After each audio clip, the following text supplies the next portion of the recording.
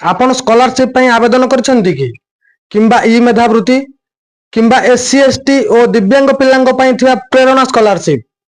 अनेक छात्र छात्री मते कमेंट करी पचारଛନ୍ତି जे सार हमर एप्लीकेशन अप्रूव्ड होईची किंतु टंका आसीनी। केही केही कहउଛନ୍ତି हमर स्टेटस एबे भी पेंडिंग अछि। आउ किछि पिलांकर तो अधा टंका आसीची आउ अधा आसीनी।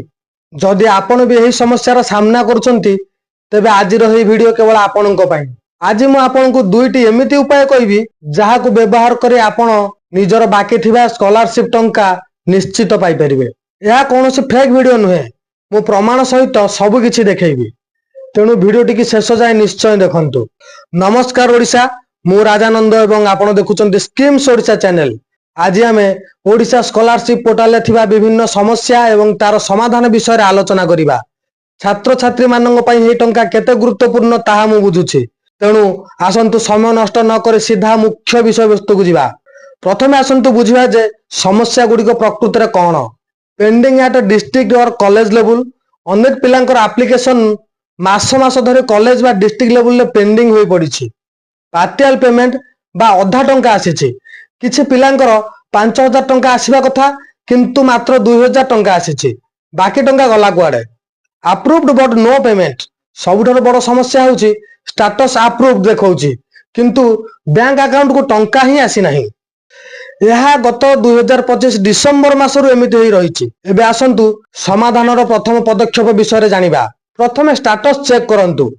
स्टेट स्कॉलरशिप पोर्टल को जानतु, लॉगिन करंतु, निजर आधार नंबर एवं पासवर्ड किंबा ओटीपी दे लॉगिन करंतु, निजर एप्लीकेशन स्टेटस चेक करंतु। यार एक स्क्रीनशॉट नै रखंतु। जदि आपनकर स्टेटस ठीक अछि किंतु टंका आसेनी तेबे आपनकु संपृक्त विभाग को मेल करबा को पड़िबो। पोर्टल लो कांटेक्ट अस सेक्शन रे प्रत्येक विभाग पई अलग अलग ईमेल आईडी दिया जायछि। आ आपण माने एबे स्क्रीन रे भी से गुडी को देखि परुथिबे। मेल ले कोन लिखिबे एबे आपनक स्क्रीन ऊपर देखि परुथिबे। मु एहा को डिस्क्रिप्शन रे भी देई देबी, आपण कॉपी करि परिबे। एबे आसीबा सबुठारो गुरुत्वपूर्ण एवं प्रभावशाली उपाय को। जदि मेल करिवार 7 दिन मध्य कोनोसी उत्तर आपनकु न मिले तेबे आपनकु जन सुनानी पोर्टल रो सहाय्य नेबाकु पड़िबो। यह सीधा सड़क मुख्यमंत्री कार्यालय सहित जड़ित। तेणु एठार अभियोग कले तुरंत कार्यानुष्ठान ग्रहण करा जाए। आपण चाहिले व्हाट्सएप माध्यम रे मध्य अभियोग करि परिबे।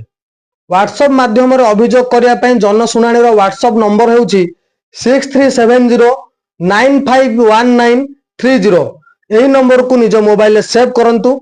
एही नंबर को गोटे हाय लिखि पठांतु। सेमाने आपनकु आपनकर नाम, ठिकाना, आपण दिव्यांग कि नुहंती एवं आपनकर समस्या विषय रे पचारिबे। आपण निजर स्कॉलरशिप समस्या विषय रे सेठार लेखंतु। निजर आधार कार्ड एवं पूर्वर करिथिया मेल रो स्क्रीनशॉट सेठारे आपण पठांतु। एही अभियोगटी सीधा सड़क जिला कर्तृपक्षक पाखकु जिवो एवं सेमाने आपनक कॉलेज बा विभाग उपरे चाप पकाइबे, जहा फल रे आपनक टंका शीघ्र आसी जिवो। आशा करूछि यही दुईटी उपाय आपनक पई सहायक हेबो। आपनक समस्या कोन मते कमेंट रे निश्चय जणांतु। मु आपनक समस्या रो तर्जमा करी आसंता वीडियो रे ताकू समाधान करिया पई चेष्टा करिबी। आउ हां, यही वीडियोटी की निजर सब सांग मानक सहित शेयर करंतु, जहा फल रे सेमान मध्य निजर स्कॉलरशिप टंका पाई परिबे। एमितिका गुरुत्वपूर्ण सूचना एवं सहायता पई आम चैनल को सब्सक्राइब करंतु एवं पाखर थिबा घंटी आइकन को दबाई दियंतु। आज पई एतिकी, पुणी देखा हबो नुआ एक वीडियो रे। धन्यवाद। जय जगन्नाथ।